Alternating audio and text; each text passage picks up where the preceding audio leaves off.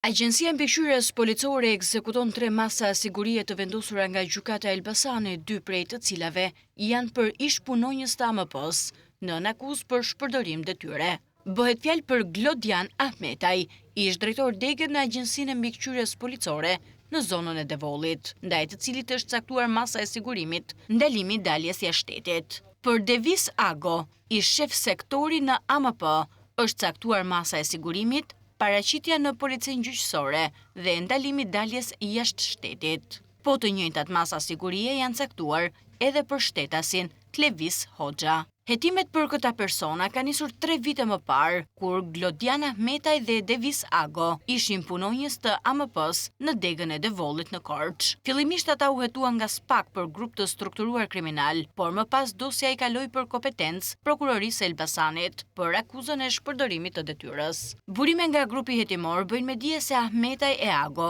dyshohet se kanë shfrytëzuar persona të tjerë në zonën e Devollit, të cilët merreshin me kontraband mallrash të ndryshme dhe kundrejt dhënies së shumave të ndryshme parash, lejohej ky aktivitet i paligjshëm. Me vendim gjykate, AMP dhe Prokuroria e Elbasanit ushtroi kontrolle edhe në 3 banesat e tyre, me qëllim gjetjen e provave materiale që vlen për hetimin.